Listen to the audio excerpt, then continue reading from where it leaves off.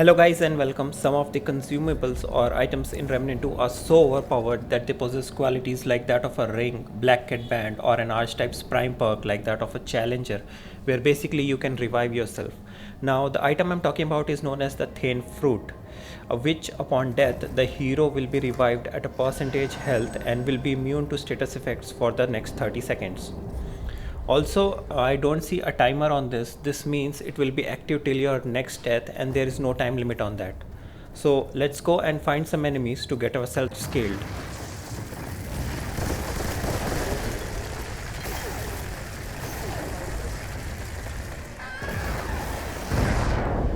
While taking fatal damage, I'm actually not dead and got revived with a percentage of my health. This could give us a huge advantage in boss fights or even when fighting horde of enemies, especially if we are fighting in apocalypse difficulty or we are doing a hardcore run.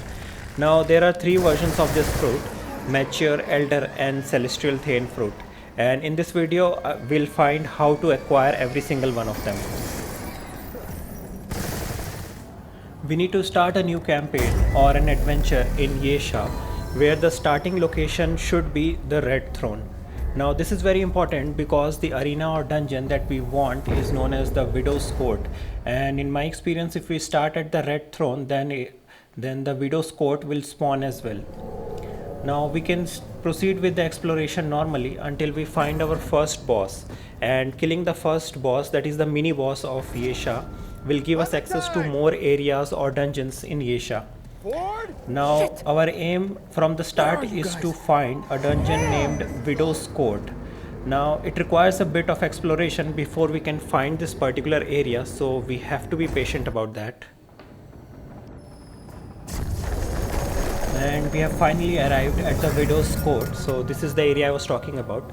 Also, I had to create a new character for the purpose of this video, that's why you will see the tutorials popping every now and then, so please ignore that. So before we can grow our own Thaen fruit, there are two more items required to obtain the Thaen seed, and this seed will be planted in Ward 13 where it will grow as a tree. Now this part of the map is same in every run I did here. Now we can notice a glowing red object in the front. That is the key to the ornate lockbox, and these are the two items, the ornate lockbox and the key. Now follow along the broken part of the wall and take the stairs down. Path here is pretty straightforward, and also we get to jump through a waterfall, so basically not that waterfall, so there will be a waterfall here. So this is the waterfall I was talking about, also something from my bucket list. Now down the stairs there will be only two flyers in the area, so we can actually clear them out quickly. Now there is a key in this area known as the tarnished key. Now this can be used to find another amulet called the matriarch's insignia.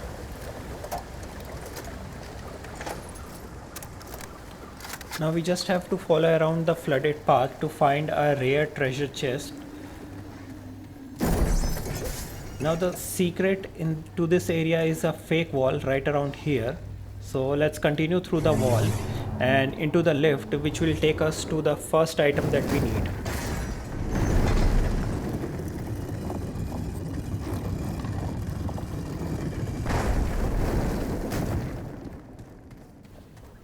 Now the glowing red object in the front is the ornate lockbox that we need. Also it will be locked for now, and we'll just go next to find the key for this box.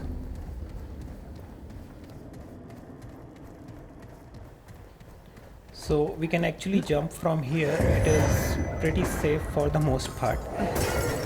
Okay, so after clearing all the enemies in the area, we can go and pick up the key that I pointed out previously in the video, so which is right around here.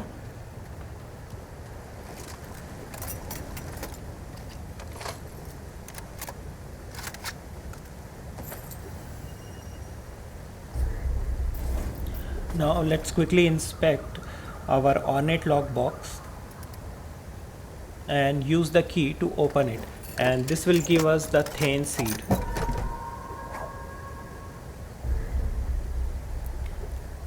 Now if you guys are interested in acquiring the matriarch's insignia that I previously mentioned, we'll have to open the door which is locked from this side and go up the stairs.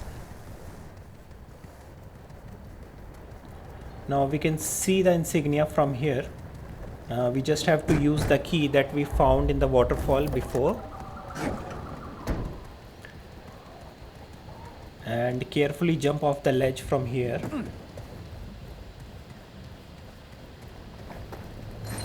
Now this is the matriarch insignia. This amulet increases melee damage by 35% and can cause all melee attacks, successful melee attacks, to restore 10 stamina. Now we can go back to Ward 13 and go over to the gardening area of Ward and plant the Thaen seed there. Also we have to be careful about checking it every day, that is every 24 hours. We have to load Ward 13 basically, so that we can monitor the growth of this tree. So this is after day 1, day 2, and this is after day 3.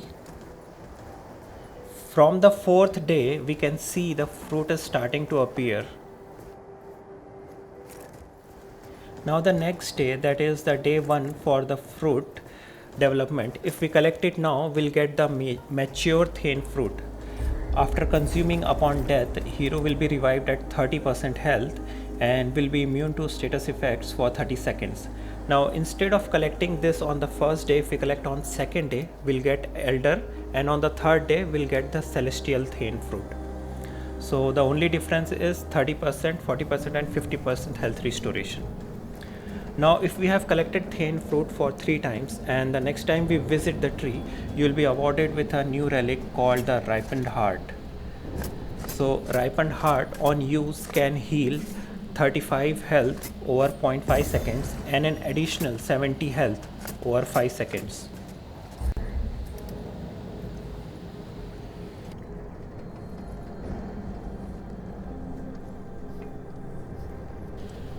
So guys, if you find this video helpful, please leave a like and consider subscribing to the channel. And as always, thank you for watching, and I will see you in the next video.